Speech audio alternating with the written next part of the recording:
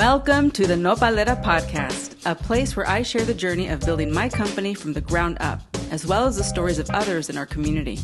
I am your host, Sandra Velasquez, founder of Nopalera, a culture-forward brand that celebrates and elevates culture.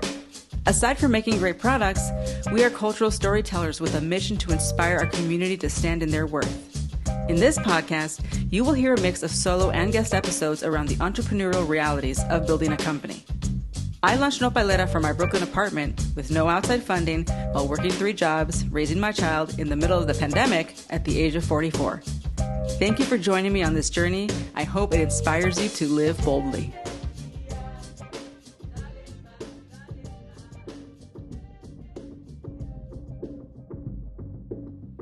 Happy New Year, friends. It is 2024. This is the first short solo episode of this year. It's a little delayed because, honestly, things are very thick right now. We had a great Q4 holiday season. The team took some rest. I forced myself to rest. But now I'm in the middle of fundraising again. And if you've listened to past episodes, you know that fundraising is a full-time job. So it is challenging to run the business, have a podcast, raise a child, and also fundraise. And hopefully not losing your mind. So that's why this episode is a little delayed. This year, I wanted to make sure that I bring episodes to you that are super valuable. I received so many great pieces of feedback from you guys. You've written me in my DMs on LinkedIn, email, etc., just thanking me for the things that we talk about on this podcast and how it has served you, which is the whole point. So there is a link in the show notes to this episode where you can leave your requests for topics that you would like covered. I want to talk about things that you want to know about, learn about, your burning questions that you don't have anyone else to ask. I can't promise I will have all the answers, but I will do my best to answer them. So please go to the show notes of this episode and click on that link and let me know what your questions are, what topics you'd like covered. Right now, I'm going to just give you a snapshot of where I am because, again, the purpose of this podcast is to document the journey of building this brand in real time so that you can also use that information in whatever way it serves you as you grow, evolve, whether you start a business, whether you've been in a business. So the situation as it stands now is that the fundraising environment is very tough. And I would say it's always tough. It's never easy to fundraise. I don't think any founder likes to fundraise. So let's just say that. I know that it's very easy to see people's wins on LinkedIn and socials that they raise money, but just know that it's a really draining, emotionally draining, taxing process. And it's not something that we want to do. We're doing it because we want our businesses to survive and thrive because we're not independently wealthy. If I was independently wealthy, I would not be fundraising. I would be funding my own business. And I know some founders who have built their businesses that way because they were already independently rich. And that's great because they don't have to deal with this. So the fundraising environment is hard because, you know, the economy, everything that's happening. We're also in an election year, which is worth noting. So that will be interesting. I'll keep you posted on how that affects our business. And it seems that when you reach one milestone, the goalpost will be moved and you will be asked to hit the next milestone before anybody wants to give you money or believe in you again. And that is kind of the game that we're playing. People want to see you make magic happen with nothing, and then they want to give you money, and then they want to come in and be a part of the story and say that they helped you grow. But it does cost money to build a business for many reasons. And I would say for a business like ours, it is very inventory heavy. So anyone out there that's building a SaaS company or a software company, your cost is really just your employees, right? Because you don't have to buy products. It's all a software. So you're just trying to get customers and that's where your money is going. When you are a product-based business, when you're a consumer-based business like Nopalera, where we sell products, we have to pay for that inventory sometimes 6 months in advance of when we actually get that product in our hands. And that is challenging, because the money has to leave the bank account half a year before you have the product in your hand. And you have to have something to sell in the meantime. So it's this constant juggle of inventory and cash flow. And that's really one of the biggest challenges when you're scaling. And when I fundraised the first time, I got a lot of no's as well. People were like, oh, that's nice. You did, $500,000 in your first year. Well, call us back when you've done $1 million. And now that we've surpassed that, we tripled our revenue last year, and now we're going to double it again this year. That's the plan. That's the forecast. The goalpost keeps moving. People are like, well, that's great. Congratulations on all your growth, but call us when you are doing 10 million or 7 million in sales. So that's the situation, folks. I have a collection of rejection letters from VCs, and this is just part of the game. So I want to make sure that it's clear that fundraising is a arduous, taxing, time-consuming, energy-sucking process where you're repeating yourself over and over. You're answering the same questions over and over. And you have to bring the confidence and the spark to every meeting like it's the first meeting you've ever had. Again, I want to thank my past experience of being a musician where there was a lot of rejection.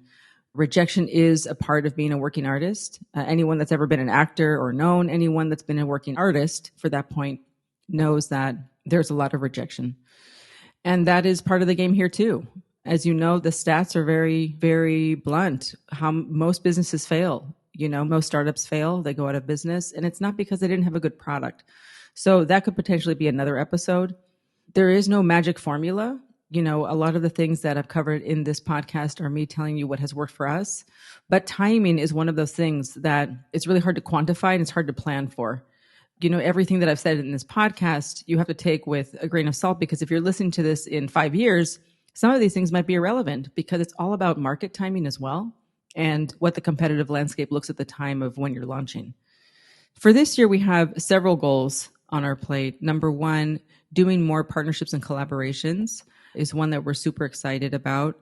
Number two, expanding our wholesale footprint. We are in Nordstrom and Credo and Free People, and we have a lot of boutiques, hundreds of them all over the country. But there's still a lot of wholesale opportunity, and we're getting some interest from overseas. So it's all about volume at this point. It's about scaling, it's about volume, and customer acquisition costs on the D2C side continue to be expensive. They're not going to go down. So you have to balance that with affiliate marketing, influencers to help drive sales without you having to pay for every customer to come to you.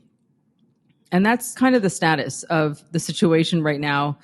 That's a snapshot. And I'll keep you posted as we progress. I hope that this fundraise ends soon. And if you have any questions about fundraising, obviously reach out. This year, on a personal level, I'm also going to be more selective with my time for speaking opportunities and being on other people's podcasts, because last year I didn't say no enough. So that's another lesson that I've learned, is that I have to say no more. I do want to help everyone, and I wish I could, but I have to help myself and my business first so that I can actually help others more and better, more effectively. So I won't be appearing on other people's podcasts as much. I won't be doing every interview. I won't be doing every speaking opportunity. So saying no to more of those things this year and be more selective. Another development that I made over the Christmas break was I moved into an office in Brooklyn, so not too far from my house. And this is my attempt to separate work from life because, I launched Nopalera in the pandemic while we were all stuck at home. And I never really left home. I've been working. My living room has become my office for 4 years, and it's really taxing on my well-being because I never leave work. And, my daughter asks me, are you done working? And I feel terrible because most of the answer is no, because work is always there. There's always something to do. There's always another email to send, etc.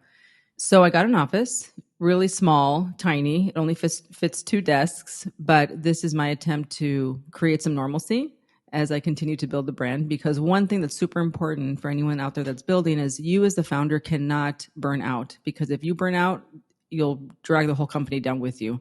So it's super important for you to take care of your mental health and do the things that you need to do to draw boundaries. I hate using the word balance because I think it makes a lot of people feel bad. I don't know if balance is what we're aiming for. I think what we're aiming for is a healthy life where you have joy daily and you have friends and you have close connections and you don't give those things up because you're building a business. One of the other things I did is I started to force myself to go out on the weekends, do things like going to the movies, going to the bathhouse. Again, because the weekends for me were a great opportunity to get more work done because my weeks are filled with meetings. So I'm also trying to say no to more meetings, which is an ongoing project because it seems no matter how hard I try, there's just more meetings. But that also has to do with being in the Morgan Stanley Accelerator right now. That is ending in a couple of weeks, so I will get some time back there. That has been an incredible experience, which I will share in a separate episode about some of those learnings that can hopefully apply to you. And so that's the snapshot for today, folks. Let's make this a great year. Let's set our goals. Let's make sure that our goals are realistic. Let's stay focused. It's really important to stay focused. Say no to things that are not going to move the needle. Stay connected. And don't forget about that link to the Google form in the show notes. Please send me your requests for things that you would like covered in the podcast this year. Have a good one. Thank you for being here with us. Remember to leave us a review on whatever platform you are listening from. Spread the word so we can impact and grow the community. If you are an entrepreneur looking for more real talk and resources, you can join my entrepreneurial newsletter from my personal website, sandralilavelasquez.com. But also visit nopalera.co to pick up your favorite self-care items for yourself and your loved ones. Join the Nopalera mailing list to be the first to hear about new products, exclusive promos. You can find us on Instagram and TikTok at nopalera.co. Stay resilient.